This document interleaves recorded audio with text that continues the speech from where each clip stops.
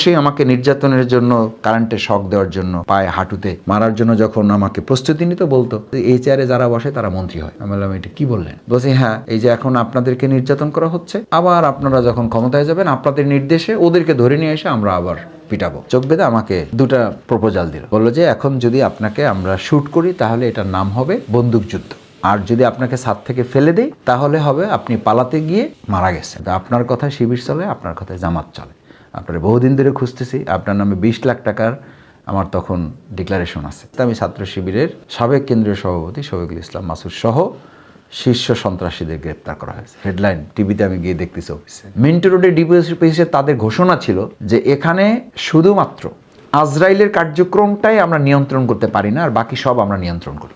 আমি দুঃখিত যে প্রশ্ন করে আপনাকে বলছি। তারপর প্রশ্ন যে জেল জীবনের প্রথম রাত বা শেষ রাতের কোনো স্মৃতি বা জেল জীবনের কোনো বিশেষ স্মৃতি মনে পড়ে কিনা? নিঃসন্দেহে এগুলো খুব কঠিন স্মৃতি, কঠিন। আমাকে প্রথম 2013 সালের 9 আগস্ট আমাকে প্রথম এই সরকার অর্থাৎ আওয়ামী সরকার প্রথম আমাকে গ্রেপ্তার করে মোহাম্মদপুর থেকে। দেখেন আমি ঈদের কয়েকদিন পরে আমাদের প্রীতি সমাবেশ ছিল, সাবেক ছাত্র যারা আমাদের ছাত্র জীবন শেষ করে তাদের নিয়ে। আমি বোধহয় 30-35 জন ভাইকে নিয়ে মোহাম্মদপুরে একটা জায়গায় একটা অফিসে আমরা বসছি। পুলিশ তথ্য পেয়েছে, তখন বিপ্লব কুমার ওখানে ডিসি। তো হ্যাঁ পলাতক বিপ্লব কুমার প্রথম আমাকে গ্রেপ্তার করে ওখান থেকে নিয়ে যায়। আমি বক্তৃতা করতেছি, দেখেন তাদের কত মিথ্যাচার ছিল। আমি এরকম বক্তৃতা করতেছি বসেই, আমার সামনে তখন 30-35 জন ভাই। তো বক্তৃতা করতে করতে আমি দেখতেছি যে ওয়াকিটকি আছে এবং পিস্তল তার কাছে আছে। তা আমি দেখেই বুঝতে পারছি যে এরা ঢুকে গেছে। আমাদের ইনফরমার যারা ছিল তারা এটা বুঝতে পারেনি। মজার ব্যাপার হচ্ছে যে দায়িত্বে ছিল, মানে আমাদের তথ্য বিভাগের যে দায়িত্ব ছিল, সে আল্লাহর উপর ভরসা করেছে, আর তারপরে আমার সাথে অ্যারেস্ট হয়েছে। তো আমি বললাম যে ভাই আপনার তো তথ্য বিভাগের দায়িত্ব ছিল, আপনি কি খেয়াল করতে পারেন নাই? তো আমি ওই বিপদের মধ্যে হেসে দিয়েছি। বললো যে মাসুদ ভাই আপনার বক্তৃতা যখন শুরু হয়েছে আমি আসলে এগুলো সব ভুলে গেছি, আমি আমার দায়িত্ব রেখে আমি বক্তৃতা শোনার জন্য বসে গেছি, আমার ভুল হয়ে গেছে, আপনি আমাকে মাফ করে দিন। আমি বললাম আমার কোনো অসুবিধা নেই। ওই পুলিশ যে অ্যারেস্ট করতে গেছে যারা দেখেছে আমার বক্তৃতা চলতেছে, তারা মনে করছে এত লোক এখানে আছে, এটা বুঝতে পারেনি। এরা ওই যে ফাঁকে ফাঁকে গাড়ি ডেকে ফেলছে। প্রথমে গাড়ি একটা আসছিল, পরে নিচে নেমে দেখলাম তো প্রায় 10-12টা গাড়ি চলে আসছে। গাড়িটা কার কাজ করছে? তা আমি যখন দেখে ফেলছি আমি ভাইদেরকে বললাম যে আপনারা ভয় পাবেন না, আমাদের হয়তো অ্যারেস্ট করার জন্য প্রশাসনের লোকরা আসছে, আপনারা স্বাভাবিক থাকেন। এটা বলার পরে ওই যে প্রশাসনের যে সে বললো যে মাসুদ ভাই আপনি বক্তৃতা বন্ধ করেন না। হ্যাঁ বলছে আপনি বক্তৃতা বন্ধ করেন না, আপনি বক্তৃতা চালান, আপনার বক্তৃতা ভালো লাগতেছে আমাদের।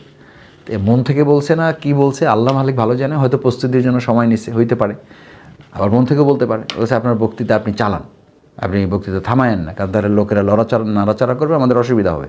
আর আপনার বক্তৃতা আমরা শুনতেছি, ভালো লাগতেছে, এবং আমরা এই ওয়াকিটকি দিয়ে আমাদের হেডকোয়ার্টারে আমরা আপনার বক্তৃতা শোনাচ্ছি যে আপনি কী বক্তৃতা করতেছেন। তা আমি বললাম যে ভাই আপনারা প্রশাসনের লোক চলে আসছেন, আর্মস দেখাচ্ছেন, ওয়াকিটকিতে শব্দ শোনা যাচ্ছে, এই সময় কি আর কেউ আমার এই বক্তৃতা শুনবে? বরং আপনারা যে কাজে আসছেন চলে। আমি এই বলে আমি উঠে হাঁটা শুরু করছি। মানে আপনি নিজেই? হ্যাঁ আমি জানি যে এখান থেকে তো তারা কোনো কনসিডার করবে না, বললাম চলেন। তো আমি জুতা পরতে গেলাম, বললো যে জুতা লাগবে না। আর দেখেন প্রথম ভাষাটা কী ছিল আর এখন কি বলছে, জুতা লাগবে না। আমি বললাম জুতা নেবো না? বলছে যে না জুতা লাগবে না, লাইভই থাকবে কি না, আপনি জুতা দিয়ে কী করবেন? হ্যাঁ ওই কেবে বলছে জুতা লাগবে না চলে। তো জুতা ছাড়াই আমরা যে কজন ছিলাম আমাদেরকে উঠিয়ে নিয়ে গেল। নিয়ে গিয়ে তো দেখি যে মানে আমরা যাওয়ার আগে মিডিয়া হাজির হয়ে গেছে সব, মানে ওই ফাঁকে সব কাজ কমপ্লিট করছে, মিডিয়া হাজির। আমি তখন ছাত্র শিবিরের আমাদের পল্টন থানায় আজ কাজ করি, মহানগরী প্রচার বিভাগে সময় দিই। এই কোনো পরিচয় নেই, পরিচয় কি ইসলামী ছাত্র শিবিরের সাবেক কেন্দ্রীয় সভাপতি শফিকুল ইসলাম মাসুদ সহ শীর্ষ সন্ত্রাসীদের গ্রেপ্তার করা হয়েছে। হেডলাইন টিভিতে আমি গিয়ে দেখতেছি অফিসে। আমি দেখে হাসতেছি, আমি বললাম যে এটা কী আপনারা করতেছেন? বললো যে এটা প্রশাসনের নির্দেশনা, আমাদেরকে এভাবে স্ক্রল দিতে বলা হয়েছে। ঠিক আছে দেন। ডিসি বিপ্লব আমাকে ডাকলো, এরকম টেবিলে বসে আমাকে বললো যে আপনার সাহস কত বড়, কেন, আমার সাহসে কী হলো? বলে যে আপনি ধানমন্ডি মোহাম্মদপুর এলাকায় ঢুকছেন, আপনার কি এটা জানা নাই যে এখানে একটা পিঁপড়া ঢুকতে এবং বাইরে হতে আমার অনুমতি লাগে? আমি বললাম, ওটি কি বাংলাদেশে কোনো বিচ্ছিন্ন দ্বীপ নাকি? বলছে এত কথা বললেন না, টের পাবেন। আমরা সেটা তো ভিন্ন জিনিস, আপনাকে গ্রেপ্তার করছেন, আমাকে আইনের হাতে তুলে দিবেন, আইন ব্যবস্থা নেবে আমার যদি মামলা থাকে। এরপরে কম্পিউটার ওপেন করলো, কম্পিউটার ওপেন করে আমার সব মিছিল দেখাইতেছে, বলছে এটা আপনি না, এটা আপনি না, এটা আপনি না। আমি বললাম হ্যাঁ সবই তো আমি, ঠিকই আছে। তো মিছিল কি অন্যায়? সমাবেশ কি নিষিদ্ধ করা হয়েছে? এই কারণে কি আমাকে গ্রেপ্তার করা হবে? আর এই মিছিল মিটিং দেখায় আপনি আমাকে কি বুঝাইতে চান? বলছে যেটা বুঝাইতে চাই সেটা হলো যে এই পুরা রাষ্ট্রকে অস্থিতিশীল করার জন্য নেপথ্যে মূল হলেন আপনি।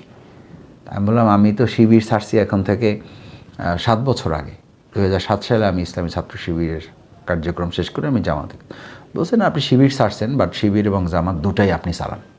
আমি বললাম সর্বনাশ করছেন, আমার এত যোগ্যতা এটা তো আমি জানি না, আপনারা জানলেন কীভাবে? বলছে এটা জানেন না, এটা আপনার ব্যর্থতা, কিন্তু আপনার কথায় শিবির চলে, আপনার কথায় জামাত চলে।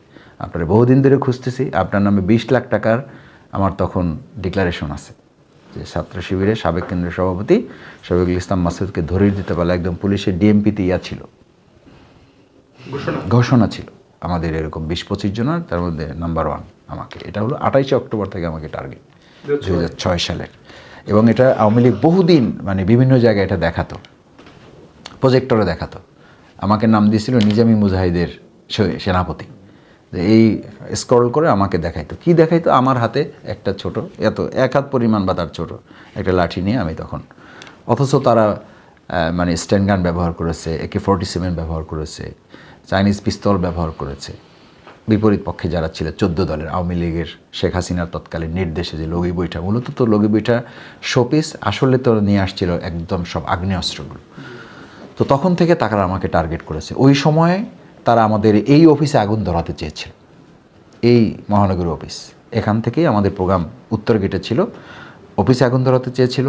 ওই প্রোগ্রামটা আমাদের ব্যর্থ করতে চেয়েছিল এবং আমাদের তারা মূলত একটা ভয় তৈরি করতে চেয়েছিল। সেদিন তারা ব্যর্থ হয়েছে। সকাল 7টা থেকে সন্ধ্যা 7টা পর্যন্ত 12 ঘন্টা আমরা লড়াই করেছি। শেষ পর্যন্ত তৎকালীন বিডিআর এবং পুলিশ সহ এসে আমাদেরকে একটা আন্ডারস্ট্যান্ডিং করায় আমি বললাম যে একটা লোক তাদের ওখানে থাকা অবস্থায় আমরা এখান থেকে যাব না।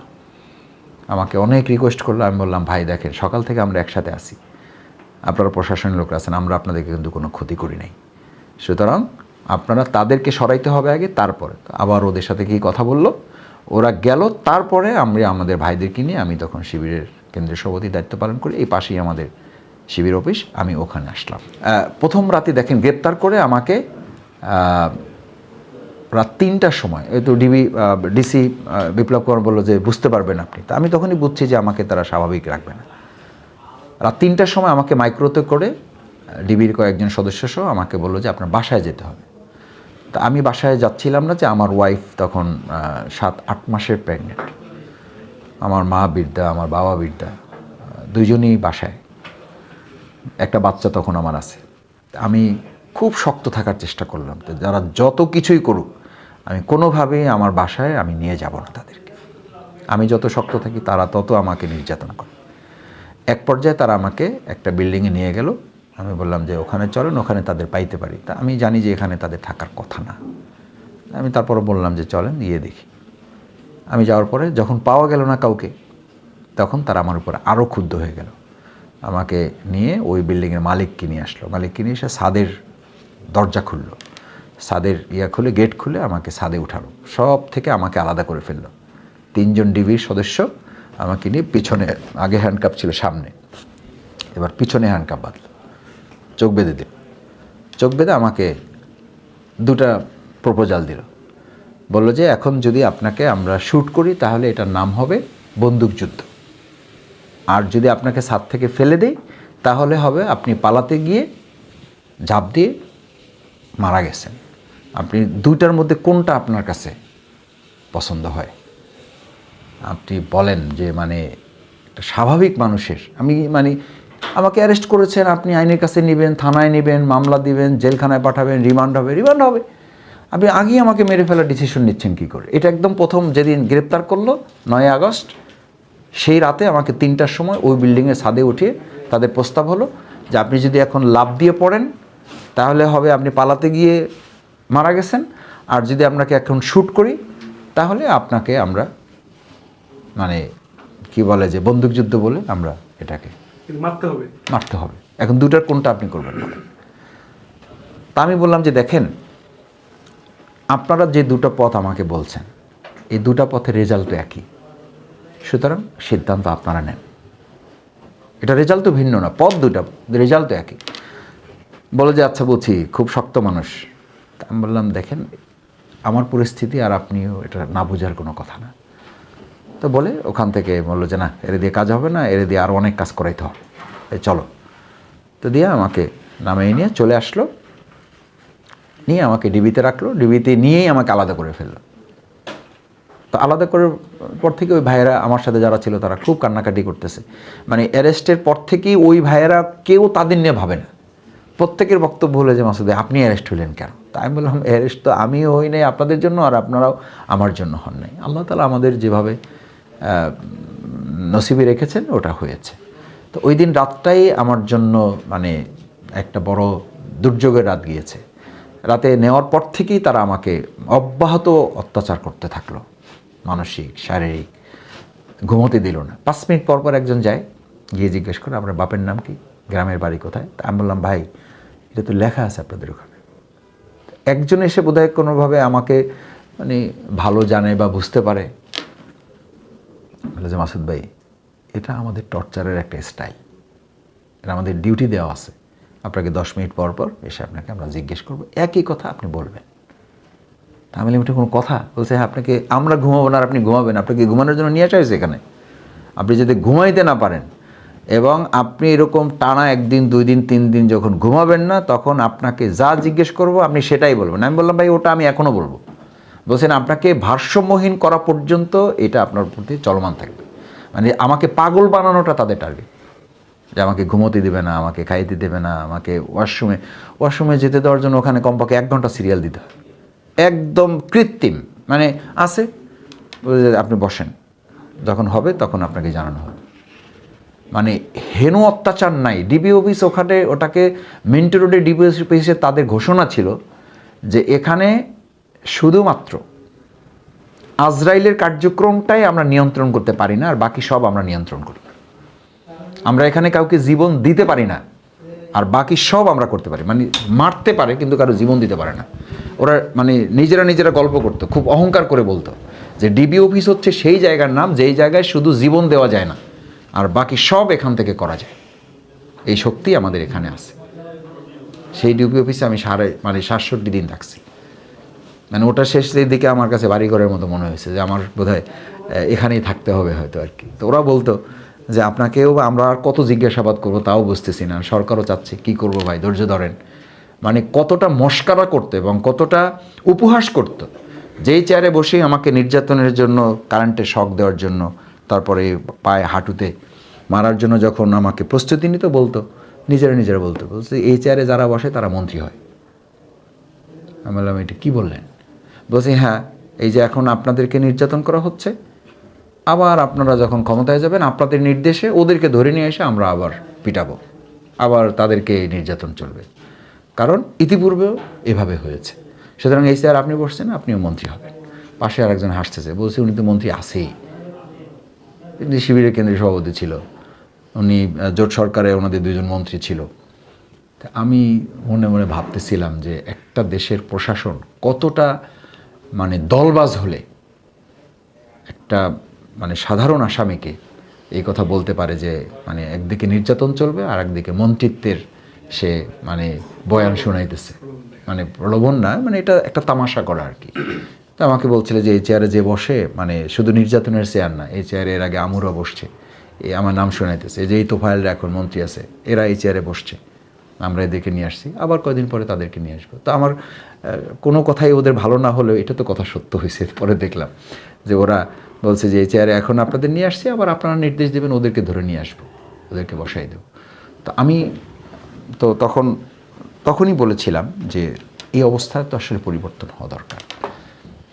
আল্লাহ তাআলা আলহামদুলিল্লাহ পরিবর্তন